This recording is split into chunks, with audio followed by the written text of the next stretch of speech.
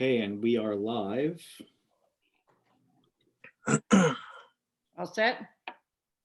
Yep, so hold on. Let me make sure that I'm covering all my bases here.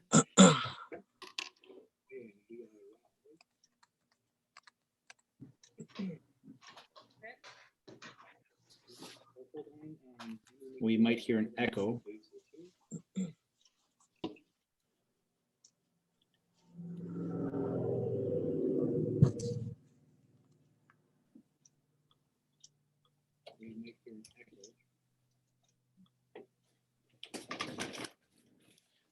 Hey, Bev, you're all set to start.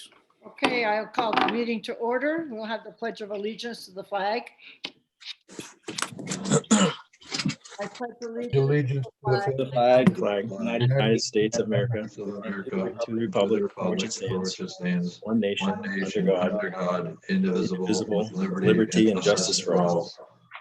the moment of silence.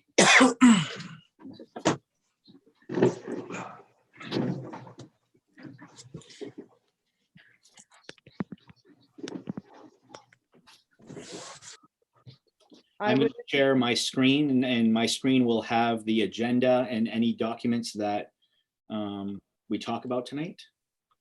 So we're truly going paperless unless you have some papers. yeah, I'm paperless. So you guys should see my screen with the agenda. Mhm. Yep. Yeah, and then there's a public commenting. Can I go on to the second item then? You can. Okay, I would like to entertain a motion to conduct a remote meeting pursuant to 1 MRSA 403-A public proceeding through remote access during declaration of state of emergency due to the COVID-19. I'd like to have a motion and a second. I'll move, Bev. Who was that? That's Robert. I'll move. Oh, Robert? Okay, second. Tammy, I'll I'll second. second. Tammy seconded. Any discussion? All in favor? In favor. All in Aye. Yeah. Aye. Aye. All in favor. Okay. Now we'll go on to article number 3, a motion to accept the Valley Unified Remote Learning Plan. And I'm assuming, Ben, that you're going to be going through that with us? That was the plan that was presented to you all on March 16 at the Tech Center, that emergency meeting. I can summarize the plan and its documents real quick here. Let me just get a few documents for you. So when we initiated the plan, it was a phase-in plan that used 3 phases. Phase 1 was extending the work that had been done the week prior in school. Phase 2 was enrichment. And then phase 3, which is what we're in now, and on your screen, you should see the phase 3 preparation and guideline for educators. This is what we're doing now with respect to the plan. It's based on 4 components. The first component is the teacher-student communication aspect of that. And every teacher received a checklist on what we were looking for with respect to the to their plan for communication. My internet's a little slow right here, but you should see this checklist now.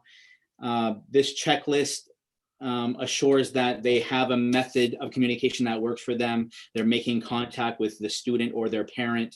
If they have any student or parent that's not reachable, they're conveying that message to the building administrator. They're communicating with students on at least a weekly basis. We found out that most teachers are doing that more than on a weekly basis. But there are some who have set up kind of like a college format where they're giving an assignment on the first day of the week or some lesson, and then having a long-term assignment, given to the students. We had originally said we want the teachers to have office hours, and we had dictated 8 to 2:30, but we found out that so many working parents were getting online after 2:30, and so there was a lot of questions coming up later than that in the day. Some teachers felt like they were plugged in realistically from 7 in the morning to sometimes 7, 8 o'clock at night to answer questions. So we've since said, teachers, set your office hours about what's working for you. If you have a lull from 11 a.m. to 1 p.m., that's okay. If you want to extend your day after 2:30, you're a professional. We want to make sure that you're working within what works for your parents and for the learners. And so they've done that. So we just wanted to make sure that the communication piece is there. And if any time a student no longer communicates, we need to make sure we know who that is. So right now, Lise and Wayne are working with families that either have not touched base or have sporadically touched base. It's not a long list. It's a really short list, but those that we have to work with, it's time consuming. We've done some things recently this week as shutting down student laptops and devices that we've loaned out. If they're not going to be doing work for us, why do they have their device from the school? It's amazing how when you shut down those devices or lock them, how you get within the hour sometimes. So that wakes them up and it gets their attention. But we continue to work with these families to communicate. And this is beyond the 14, Ben, that you said did not have access to internet device or internet service at their homes? Right. The ones that didn't have access, we continue to provide paper copy materials. And I know that we've been pushing out solutions. We've pushed out the free promotions from all the different internet providers. Come to find out, when some of these families go to set up for it, they have overdue bills from in the past, and now the company won't set you up because you have a past due bill. So we're working. That number is getting less and less every day. Right now, we're focused more on the ones that can communicate that are choosing not to.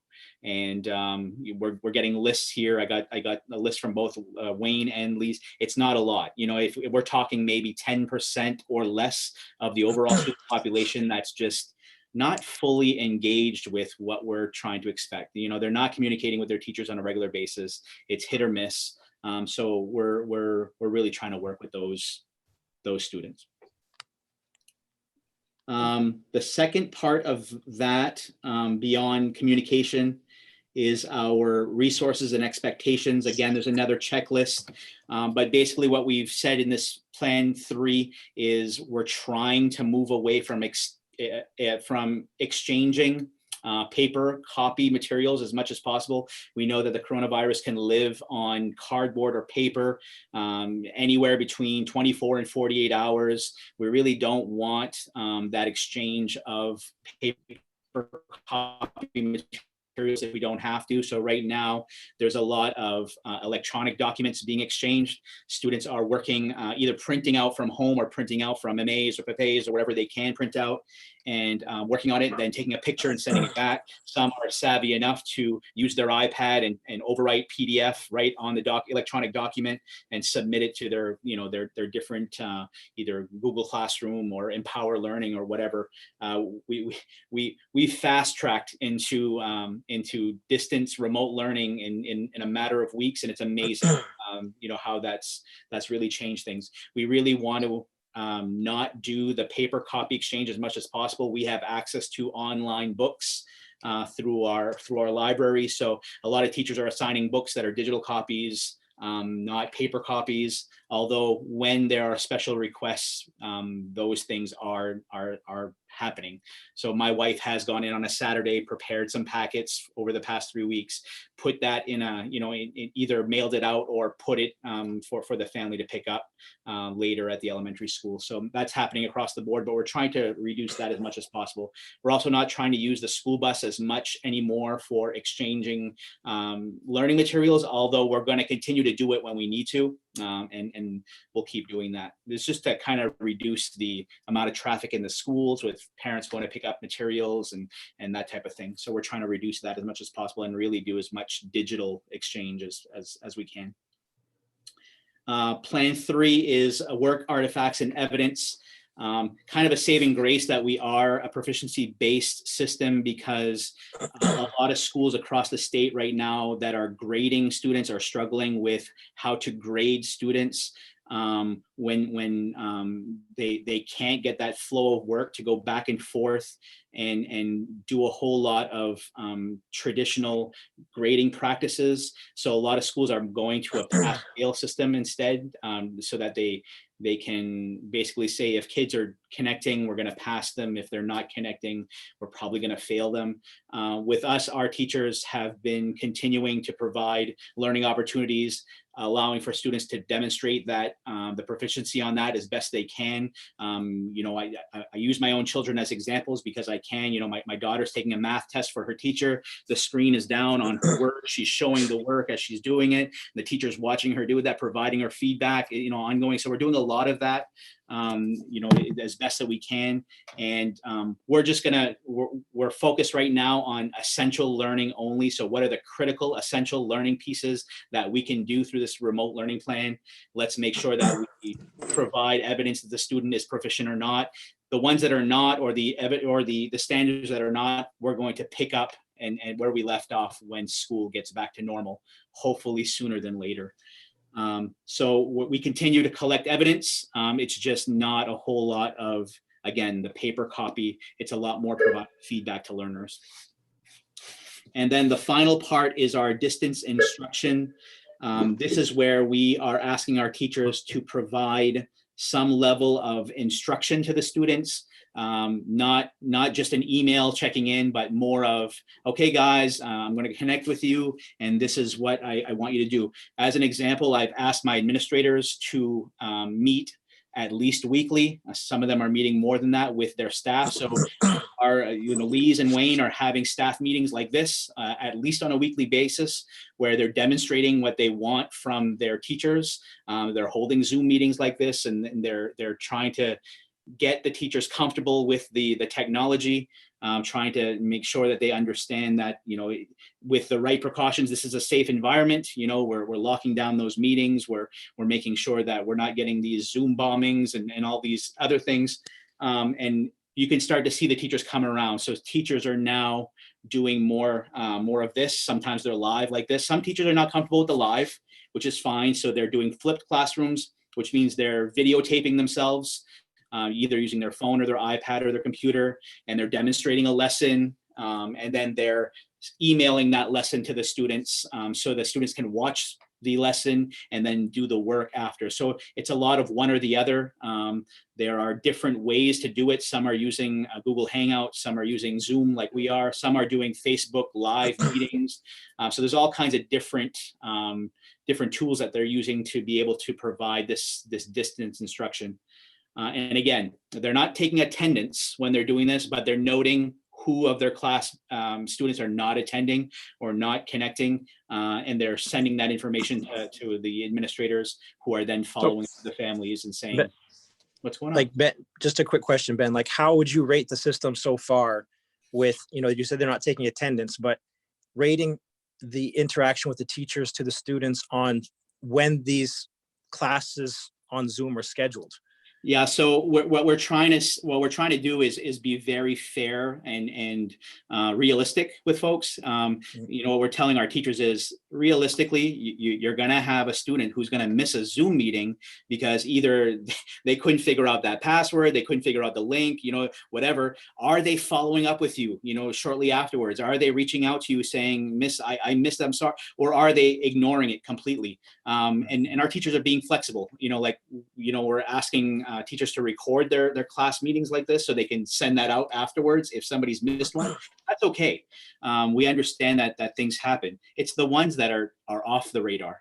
The kids that are off the radar, we're really concerned about, because school is about equity. And right now, to continue that equity is very difficult when we have so many external factors that come into play. When they're all in our classroom, the playing field is pretty level. There Yeah. are some ups and downs with that. This puts a whole new twist in it that where, we cannot guarantee the equity to education, which is Yeah. kind of scary. So, I mean, you mentioned some examples of teachers doing it different ways, some recording, some doing live education via Zoom.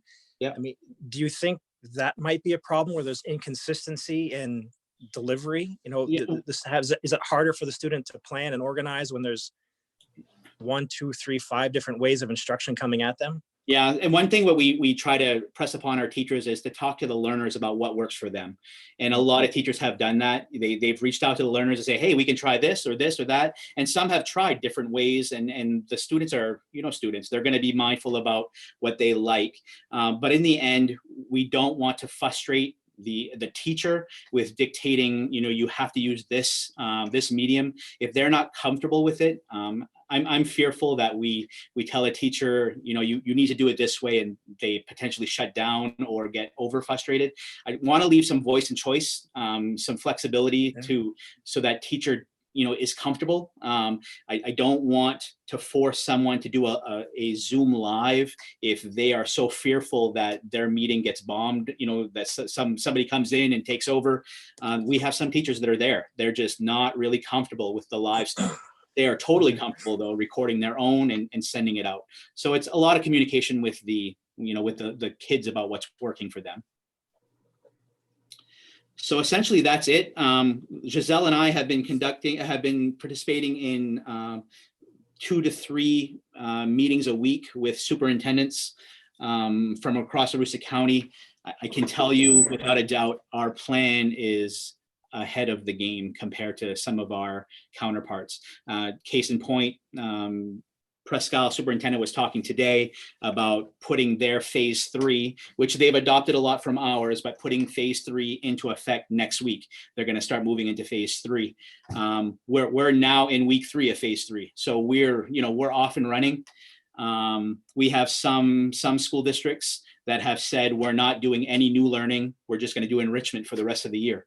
I don't know that that's something that I would have felt comfortable doing. I think we should be doing our best to try to deliver new instruction. We already know this is not equal to classroom instruction. There's no way it can be. We all know that it is taxing on families, it is taxing on the learners, and it's taxing on the teachers. It's a whole new way of teaching and learning, and that's going to take some time. So I think we've done a great job. I think we're going to have to continue to work with people on adjusting as things come up.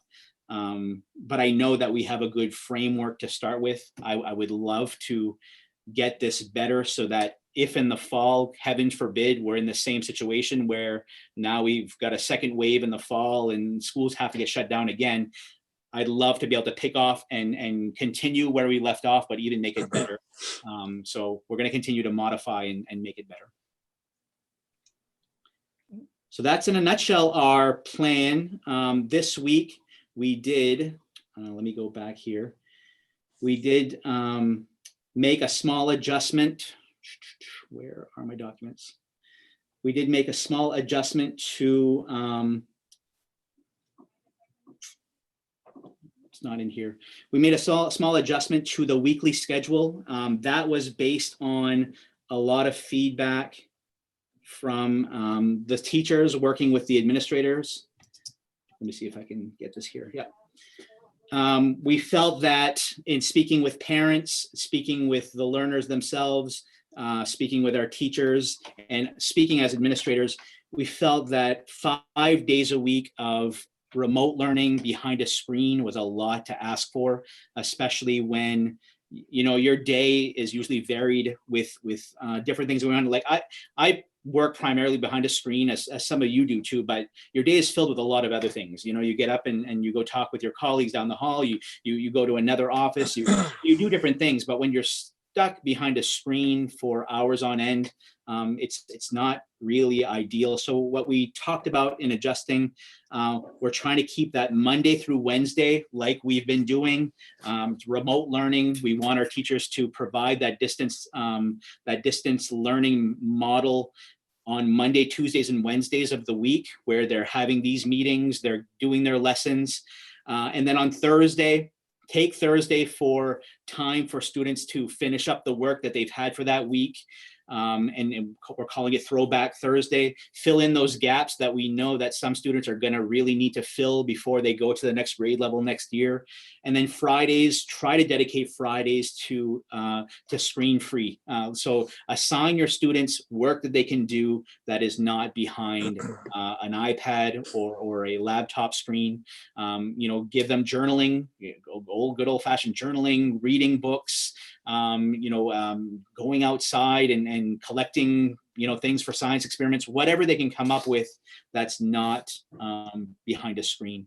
There's some really good feedback when we push this out to teachers this week. And we've already heard from some parents that have said less screen time is what we've been hoping for, because the screens are great, but we want to make sure that we're being mindful of the effects of overdoing it with screens. So that's an adjustment we made this week. Other than that, that's pretty much our plan, and we're going to continue to adjust as we need to. Are there any other questions on the plan or comments that people want to make on this plan? Just feel free to speak, whoever you are. I can't see you. All I see is the schedule. Is the plan? Oh, Go ahead, Louis. Louis? Somebody else can go first, that's fine. Yep, I think you're first. Go ahead. Lou. So is the plan that, Ben, that you were just talking about, is that the same issue or the same, the same issue as what you emailed to us probably last week in regard to the calendar for the rest of the year? Is this one and the same, or is this a separate topic? That's a separate topic. Oh, okay. Yeah, this is just the remote learning plan as is. Yeah, thank you. Carol, what's that? No, I just want to add, Bev, that under the circumstances, I think Ben and his administrators are doing a heck of a good job. I mean, this is all brand new to everyone. It is. There are a lot of schools throughout the state when this broke loose. So it all hit us around the same time, that week of March 16. A lot of schools throughout the state took the week of March 16, the week of March 23, and they said no school, and there was no remote learning. There was nothing for 2 weeks. And that's because they really didn't know what to do, how to plan ahead. They didn't know what the State Department was going to say. So you had a lot of school kids that had a 2-week break there in the middle of March, and only started their learning plans, April, the beginning of April. We had this done in 2 days. Our teachers were off and running after 2 days of prep time, which is amazing. And I don't know if you're watching the news, they're nationally, they're talking about what's going on in Maine and how all of our, initiatives in Maine over the past 20 years are really paying off now, because Maine is really ahead of the curve with this whole distance learning thing. States like New York are scrambling right now. Kids don't have devices. The schools can't afford devices, and a lot of these schools aren't even sure they want to give devices to some of the kids. So it's a real nightmare in some of the other states. But we pulled off in 2 days of prep time and have been doing for the past, what is it, 20 school days now, is short of amazing. I have to double up on what Tom said. I'm really amazed at how much has been done and how well put together it is for people that are just trying, experimenting and trying to figure ways to keep in touch with the kids. I think Ben and your team, Ben, have done a great plan. Thank you. Vince, you wanted to say something? Now that I've unmuted myself, I think one of the things that we want to keep in mind in the coming year is when we have, projected snow days or things of that nature. I think we're going to be able to demonstrate that we can get by for short periods of time like that pretty adequately, given that we've gotten this under our belt. By no means is this the best way to educate kids, but it is as good a result as I think we could have expected. So I've been pretty pleased with that. Thank you, Vince. Are there any other comments from anyone before we go on to either making a motion to accept in a second? No comments? Could I have a motion to accept the Valley Unified Remote Learning Plan? So moved. Moved by Tom, Yep. I'll second that. second by Tammy. All those in favor, say aye. Aye. Aye. Aye. Aye. Was that all in favor? I didn't get all the ayes. Aye, yeah, I think it was ayes for all of them, yes. yes, yeah. For all of them, okay. Now we'll move on to enter into executive session pursuant to 1 MRSA 405-6D, labor contract discussions concerning the collective bargaining agreement between Madawaska Education Association teacher unit. And that we're going to go into executive session for that. Yeah, We need a I need motion. a motion. I'll make a motion. Motion by Louis, second by Tammy. All those in favor? Aye. Aye. Aye. Okay. Aye. I'm going to stop the live stream now.